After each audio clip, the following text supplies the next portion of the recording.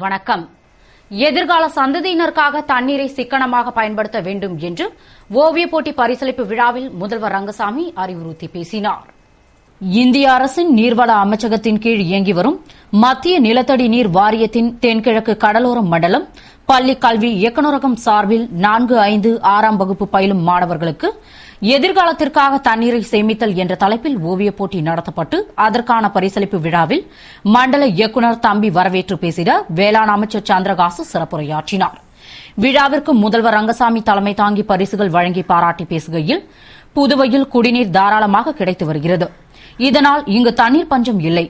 ஆழ்குழாய் மூலம் நிலத்தடி நீரை உறிஞ்சி எடுப்பதால் நிலத்தடி நீர்மட்டம் குறைவதால் இங்கு நிலத்தடி நீரை மாசுபடுத்தும் ரசாயன தொழிற்சாலைகளுக்கு அரசு அனுமதி கொடுப்பதில்லை என்றும் நாம் அனைவரும் எதிர்கால சந்ததியினருக்காக தண்ணீரை சிக்கனமாக பயன்படுத்தி சேமிக்க வேண்டும். மேலும் நிலத்தடி நீரை மட்டுமே பயன்படுத்தாமல் மழை நீரையும் பயன்படுத்தும் வகையில் திட்டங்களை அரசு கொண்டுவர உள்ளது. மேலும் கடல் நீரை நல்ல நீராக மாற்றி பயன்படுத்துவதற்கும் திட்டமிட்டு வருகிறோம் என்று பேசினார். நிறைவாக பள்ளி கல்வித்துறை சிறப்பு பணி அதிகாரி கிருஷ்ணன் நன்றி கூறினார். விழாவில் கல்வித்துறை இயக்குநர் பன்னீர்செல்வம், வேளாண் துறை இயக்குநர் சத்யசீலன் உள்பட பலர் கலந்து கொண்டனர். போட்டியில் முதல் 3 இடங்களை பிடித்த மாணவ மாணவிகள் புதுடில்லியில் நடக்கும் தேசிய போட்டியில் பங்கேற்க உள்ளனர். புதுவை லாஸ்பேட்டை தாகூர் நகர் பரிசுத்த ஆவி ஆலயத்திற்கு கொண்டுவரப்பட்ட புனித ஜான் போஸ்கோவின் திருக்கரம் தாங்கிய திருப்பேழையை முதல்வர் ரங்கசாமி தரிசனம் செய்தார். புதுவைக்கு வந்த புனித ஜான் போஸ்கோவின் திருக்கரம் தாங்கிய திருப்பேழை லாஸ்பேட்டை தாகூர் நகர் பரிசுத்த ஆவி ஆலயத்திற்கு கொண்டுவரப்பட்டு பொதுமக்களின் பார்வைக்காக வைக்கப்பட்டது. தொடர்ந்து மறைமாவட்ட பேராயர் அந்தோணி ஆனந்தராயர் தலைமையில் திருப்பலி நடந்தது. இதில் முதல்வர் ரங்கசாமி, அமைச்சர் பன்னீர்செல்வம், சட்டமன்ற உறுப்பினர் அசோகானந்த் ஆகியோர் கலந்து கொண்டு பார்வையிட்டு அஞ்சலி செலுத்தினர். மேலும் சட்டமன்ற உறுப்பினர் தமது சொந்த செலவில் 10 லட்சம் ரூபாய் மதிப்பீட்டில் கட்டித்தர உள்ள மணிகுண்டின் அடிக்கல்லை முதல்வர் ரங்கசாமி நாட்டினார். நிகழ்ச்சியில் சட்டமன்ற உறுப்பினர் அசோகானந்தின் தந்தை ஆனந்தன், தாத்தா கண்ணையா பிள்ளை உள்பட பலரும் ஏராளமான பொதுமக்களும் கலந்து கொண்டு புனித ஜான் போஸ்கோவின் திருக்கரம் தாங்கிய திருப்பேழையை தரிசனம் செய்தனர். புதுவை கன்னிகோயில் மற்றும் மணப்பட்டு பகுதிகளில் மழையால் தேங்கியுள்ள நீரை பொதுமக்களின் நலனில் அக்கறை கொண்டு அமைச்சர் தியாகராஜன் போர்க்கால அடிப்படையில் நடவடிக்கை எடுத்து மோட்டார் மூலம் மழைநீரை வெளியேற்றினார். இதனால் அப்பகுதி மக்கள் மகிழ்ச்சி அடைந்தனர். புதுவையில் கடந்த சில தினங்களாக மழை பெய்து வந்தது. இதனால் தாழ்வான பகுதிகளில் மழைநீர் தேங்கியிருந்தது. இந்நிலையில் பாகூர் தொகுதிக்கு உட்பட்ட பகுதிகளில் மழைநீரை வெளியேற்றிட தொகுதியின் சட்டமன்ற உறுப்பினரும் அமைச்சருமான திரு தியாகராஜன் தீவிர நடவடிக்கை எடுத்து வந்தார். இதனிடையே ஊழியர்கள் மற்றும் மின் மோட்டார்கள் பற்றாக்குறையால் கன்னியகோயில் மணப்பட்டு பகுதியில் தேங்கியுள்ள மழைநீரை உடனடியாக வெளியேற்ற முடியாமல் போனது.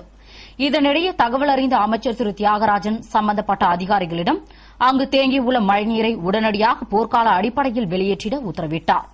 இதனைத் தொடர்ந்து அங்கு வந்த அதிகாரிகள் மின் மோட்டார் அமைத்து தேங்கியுள்ள மழைநீரை வெளியேற்றினார்கள். தொகுதி மக்களின் நலனில் அக்கறை கொண்டு போர்க்கால அடிப்படையில் நடவடிக்கை எடுத்த அமைச்சர் தியாகராஜனுக்கு அப்பகுதி மக்கள் பாராட்டு தெரிவித்ததோடு தங்கள் மகிழ்ச்சியை வெளிப்படுத்தினர். வெறும் பேச்சாலோ அல்லது அடுத்தவரை சுட்டிக்காட்டுவதாலோ மட்டும் ஊழலை ஒழித்துவிட முடியாது என்று அகில இந்திய காங்கிரஸ் தலைவி சோனியா காந்தி கூறியுள்ளார்.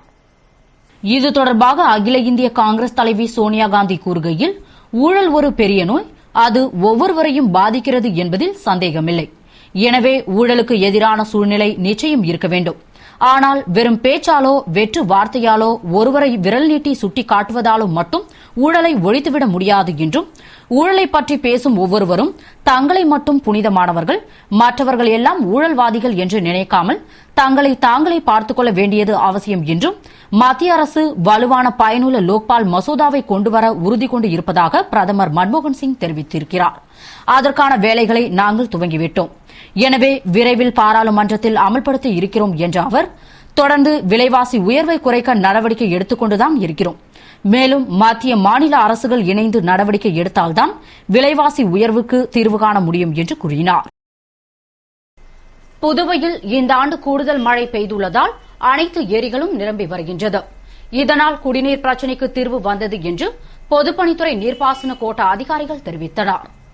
புதுவையில் வடகிழக்கு பருவமழை அக்டோபர் மாதம் துவங்கி டிசம்பர் மாதம் வரை நீடிக்கும்.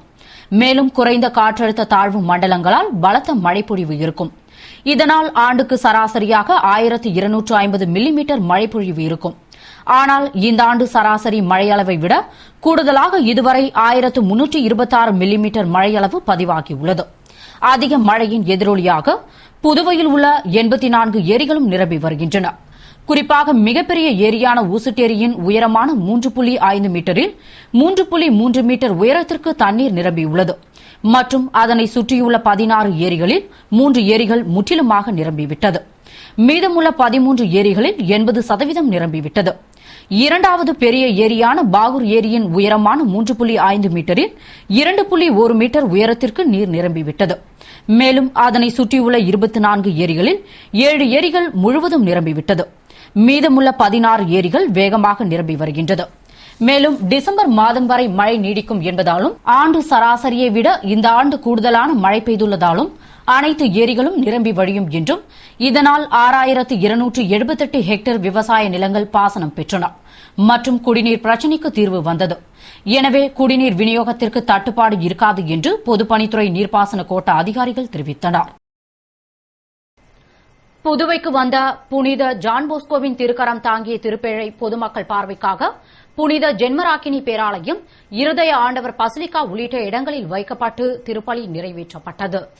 இளையோரின் தந்தையும் வழிகாட்டியுமான புனித ஜான்போஸ்கோவின் திருக்கரம் தாங்கிய திருப்பேழை புதுவை வந்தவுடன் சிறப்பான வரவேற்பு அளிக்கப்பட்டு பல்வேறு இடங்களில் பொதுமக்களின் தரிசனத்திற்காக வைக்கப்பட்டது. அதன்படி மிஷன் வீதியில் உள்ள புனித ஜென்மராக்கினி மாதா பேராலயத்தில் தரிசனத்திற்காக வைக்கப்பட்டு திருப்பலி நிறைவேற்றப்பட்டது.